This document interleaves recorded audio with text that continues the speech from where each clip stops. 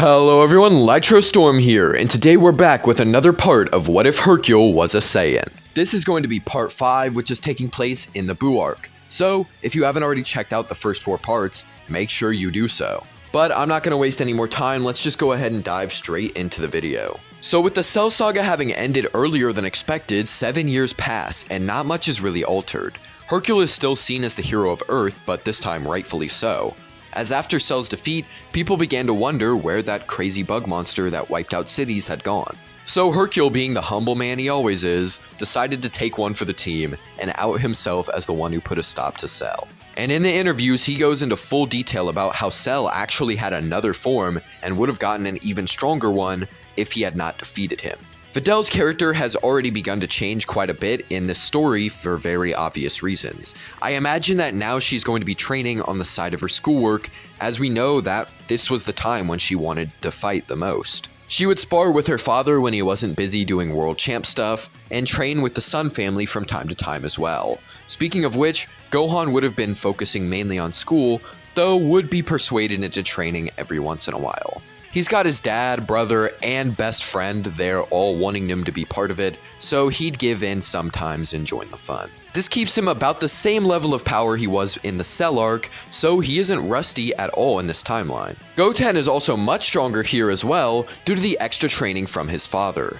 Goku, Videl, Hercule, Vegeta, and Goten would all have Super Saiyan 2 because of the training that they do. Meanwhile, Gohan had never achieved the form in this version and only joins training every so often, so he doesn't have it. And Trunks just isn't being trained by his father as much as Goten is, so that's why those two don't have the form yet. Because Goku is alive, he would be weaker sadly and wouldn't know about Super Saiyan 3 or Fusion. But luckily for him, Vegeta is also a bit weaker initially since he only went into the time chamber once. Another good thing is that Goku and Vegeta continue their rivalry by fighting a few times throughout the years and grow stronger because of it. So Vegeta is actually slightly higher in strength compared to his canon counterpart, and Goku is on that level as well.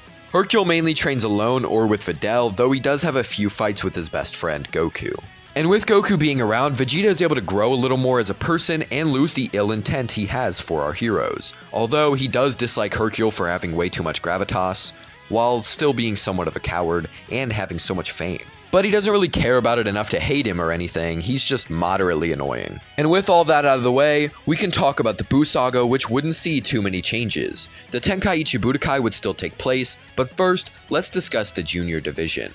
Because Goten is so much stronger, he would actually beat Trunks in the final match. This means that he would get the chance to punch Hercule in the face, but Hercule would tank it due to his high strength. Moving on to the Adult Division, we'd still see Kibito and Shin showing up due to Babidi. They aren't the only ones though, as Yamu and Spopovich are here. Luckily, because Videl is so much stronger, she wipes the floor with Spopovich easily. Moving ahead a little, we'd see the match between Gohan and Kibito, but this time Gohan wouldn't try to go Super Saiyan 2 because he's never had the form. Thankfully, he hadn't gotten rusty over the years, so his Super Saiyan power is more or less the same as his rusty Super Saiyan 2 anyway. So Yamu and Spopovich still target him and begin absorbing his energy. Videl gets angry at seeing her best friend attacked and drained of his power, so she charges in to try and stop it. However, Goku catches her by the arm. They have to let them finish, taking Gohan's energy in order to find where Babidi is hiding. Videl knows this is true, but she doesn't care. She can't stand to see her best friend in agony. She goes Super Saiyan to try and break free of Goku's hold and attempts to go after Yamu and Spopovich, but Shin uses the technique he used to paralyze Gohan on her as well, stopping her from intervening. She tries to power through it and slowly begins doing so, powering up into Super Saiyan 2 in the process. Shin yells for Kibito to aid him in holding her back, and so he also begins using the paralyzation technique, as I imagine Shin would have taught it to him.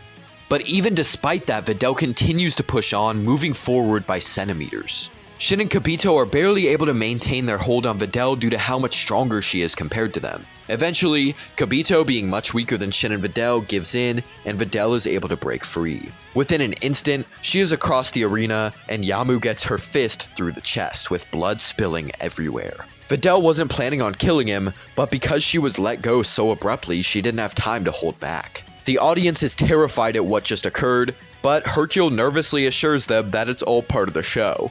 He quietly asks for a senzu bean from the gang, and they give him one, which he puts in Yamu's mouth.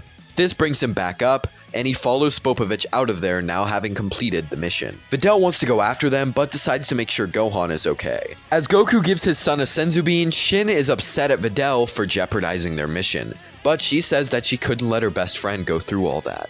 Hercule, wanting to take the blame off his daughter, reminds them that they still have to follow Spopovich if they want to find Babidi. However, he cannot join them, as he has to fulfill his duty of finishing up the tournament. So Goku, Vegeta, Gohan, Videl, Shin, Kibito, Piccolo, and Krillin head out after Yamu and Spopovich. Meanwhile, at the tournament, due to how many people just dropped out, we'd see the same Battle Royale match we got in canon. This would be Android 18, Mighty Mask, Jewel, and Hercule himself, with Mighty Mask actually being Goten and Trunks. Because Hercule can sense ki, he quickly catches on to this fact. Android 18 eliminates Jewel right off the bat, while Goten and Trunks quickly attack Hercule as Mighty Mask. The two feel like if they work together, they might be able to beat him. They go Super Saiyan, and Hercule does the same as well. Seeing this also makes Android 18 realize the boys' disguise, but she knows none of them can take Hercule. So she keeps it a secret, and instead just opts to join them in their fight against Hercule.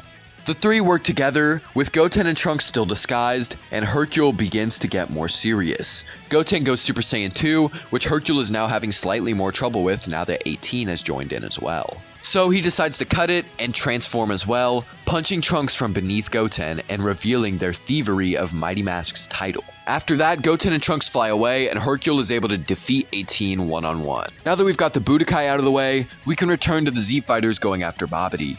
They show up as Babidi kills Yamu and Spopovich, and Dabura quickly notices them nearby. So he kills Kibito in one fast attack, and turns Krillin and Piccolo into stone. This upsets everyone, but Dabura is able to get away, prompting the Z-Fighters to fight Babidi's men. The first two matches go about the same, with Vegeta and Goku defeating Pui Pui and Yakon, although Goku struggles more. The final match is Videl versus Dabura, since Videl actually has gained strength over the 7 years, while Gohan has stayed the same. Videl, using Super Saiyan 2, was able to easily wipe the floor with Dabura. And so, after a decently long battle, Dabura is killed by Videl. Without any other Majins to help Babidi, since Vegeta is much more satisfied in this version, Buu's resurrection just wouldn't happen. There wouldn't be enough energy for it.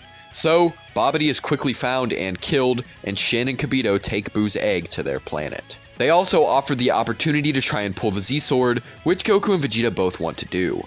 Goku easily pulls out the sword, and the two take turns training until they actually break it. This causes the Elder Kai to appear, and he offers to unlock the potential of Goku or Vegeta since they freed him. But once Elder Kai reveals that it takes a full day, they both deny. And so the Elder Kai agrees to keep that favor in case they need it later. After some time, the Supreme Kai is able to find a way to destroy Majin Buu's egg and avoid bringing him back to life. This allows Buu to still be reincarnated as well. And with that, the Buu arc is complete, and we now carry on to Dragon Ball Super. Unfortunately, Goku, Vegeta, Gohan, Goten, and Trunks are all weaker now because they didn't get the big amps from the Buu saga. After combining that with not having Super Saiyan 3, Goku is way less formidable against Beerus. Luckily, there is no Buu to make the God of Destruction annoyed. However, once Goku returns to Earth, Beerus remembers that he wants to fight the Super Saiyan God. So Goku wishes for Shenron to tell them how to do that, and they learn of the ritual. Goku achieves the form, fights Beerus, and impresses him enough for him to spare Earth. In episode 15 of Dragon Ball Super, Hercule is forced to fight the Snackian champion. Here, he would actually win the fight and send them back to their own planet. Later on, Vegeta goes to train with Whis, and Goku goes after finding out as well. Frieza is revived around the same time Goku leaves, and decides to train for 4 months in order to gain enough power to take revenge on Goku. Because of Videl being pregnant and eventually giving birth to Pan, she would slow down on her training to take care of her family. Hercule is obviously a very supportive grandfather like he is in the show as well. One other important thing to note is that since both of Pan's parents are half Saiyans, she would also be a half Saiyan. But with that, we can move on to the part where Jocko shows up, warning Bulma and the gang about Frieza's return. They gather up some of the best warriors on Earth, now including Videl and Hercule. With all the added help from Hercule and Videl, the Super Fighters would easily be able to dispatch of Frieza's dudes, including Togama and Shisami. This causes a scuffle between Frieza and Hercule, which Frieza effortlessly wins. After that, Videl rushes in to her father's aid, but even both of them in Super Saiyan 2 aren't enough to hold a candle to the tyrant. Gohan reawakens the Super Saiyan form to help his family, allowing Goku and Vegeta to show up and save them. However, there is one key problem here. Goku and Vegeta would be much weaker since the events of the Buu arc were cut short. Neither of them got the major power-ups that they did canonically, so they're both behind in power right now. This is not good, as they both were struggling against Golden Frieza and Canon, but now they're even weaker than that. Luckily, I think after Goku is defeated by Frieza, he is given a Senzu Bean and gives his energy to Vegeta when they start losing. This gives the Saiyan a massive amp and allows him to actually match Frieza long enough to make him lose the golden form. Vegeta also reverts from blue shortly after the strain. Frieza blows up the Earth, but Whis rewinds time, allowing Goku to off guard and badly damage Frieza. He then yells for Vegeta to finish the job quickly, so he blasts Frieza's wounded body, killing him once and for all. After the fight, Hercule, Gohan, and Videl all feel extremely weak with the way that they were performing against Frieza. Not even the three of them put together could match the Tyrant. So this is an eye-opener for both Gohan and Videl that they should keep up their training even now that they've settled down and had a family. And while Hercule has been training this whole time, now he sees just how strong Whis has made Goku and Vegeta, and he wants a taste of that. So he spends the time before the next arc training with Whis. Meanwhile, Gohan and Videl are sparring when they get the chance. This leads to Gohan and Videl catching up to their previous power much quicker than Gohan did canonically. But now that the Golden Frieza arc is done and we've set up the future arcs with Gohan and Videl, I think that's where we can leave this part. So what'd you guys think of part 5? We got through the Buu arc and 2 arcs in Dragon Ball Super, not to mention some filler with Hercule. So hopefully there's enough of a change here that you guys are interested in the story and get to see how it plays out going forward. But as always, tell me if you like this part, tell me what you think will happen next, comment your requests for future videos, and subscribe. Thank you for watching, have a great day.